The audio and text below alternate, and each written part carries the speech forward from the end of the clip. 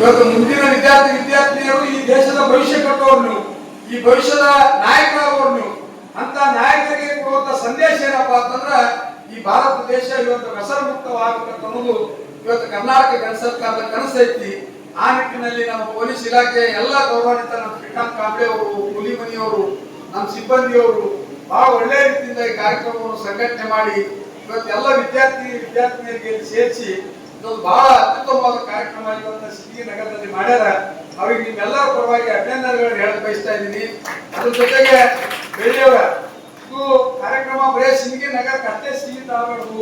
ಪ್ರತಿಯೊಂದು ಹೋಬಳಿಗಳಲ್ಲಿ ಪಂಚಾಯತಿ ಮಟ್ಟದಲ್ಲಿ ಈ ವ್ಯಸನ ಮುಕ್ತ ಭಾರತದ ಕಾರ್ಯಕ್ರಮ ನಾವು ಆಯೋಜನೆ ಮಾಡಿ ಇವತ್ತು ವಿದ್ಯಾರ್ಥಿನಿಯರಿಗೆ ಸಮಾಜಕ್ಕೆ ಒಂದು ಅತ್ಯುತ್ತಮವಾದ ಸಂದೇಶ ಕೊಡುವಂತ ಕಾರ್ಯಕ್ರಮ ಇವತ್ತು ಅಧಿಕಾರಿಗಳಿಂದ ಆಗ್ಬೇಕಂತ ಈ ಸಂದರ್ಭದಲ್ಲಿ ಹಾರೈಸಿ ಬಹಳ ಒಂದು ಅಭಿಮಾನದಿಂದ ಮತ್ತು ಅಷ್ಟೇ ಪ್ರೀತಿಯಿಂದ ಈ ಕಾರ್ಯಕ್ರಮದಲ್ಲಿ ಕರೆಸಿ ನಿಮ್ಮೆಲ್ಲರ ಸಮ್ಮುಖದಲ್ಲಿ ನನಗೆ ಅತ್ಯಂತ ಆತ್ಮೀಯವಾಗಿ ಸನ್ಮಾನ ಮಾಡಿ ಈ ಕಾರ್ಯಕ್ರಮವನ್ನು ಉದ್ದೇಶಿಸಿ ಮಾತನಾಡುವ ಅವಕಾಶ ಮಾಡಿಕೊಟ್ಟಿರುವಂತ ಪೊಲೀಸ್ ಇಲಾಖೆ ಎಲ್ಲ ಗೌರವಾನ್ವಿತ ಸಿಬ್ಬಂದಿಗಳಿಗೆ ಮತ್ತು ಇಲ್ಲಿ ಸೇರಿರುವಂತಹ ವಿದ್ಯಾರ್ಥಿನಿಯರಿಗೆ ಮತ್ತು ಗಣ್ಯಮಾನ್ಯರಿಗೆ ಮತ್ತೊಮ್ಮೆ ವಂದಿಸಿ ನನ್ನ ಮಾತು ಮುಗಿದಿದೆ.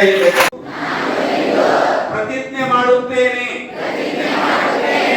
ನಾನು ಯಾವ ಸಂದರ್ಭದಲ್ಲೂ ಮಾದಕ ವಸ್ತುಗಳನ್ನು ಬಳಸುವುದಿಲ್ಲ. ನನ್ನ ಆರೋಗ್ಯ, ಭವಿಷ್ಯ ಮತ್ತು ಕುಟುಂಬವನ್ನು ನಾನು ರಕ್ಷಿಸುತ್ತೇನೆ. ನಾನು ಬದಲಾವಣೆಯ ದೂತನಾಗಿರುತ್ತೇನೆ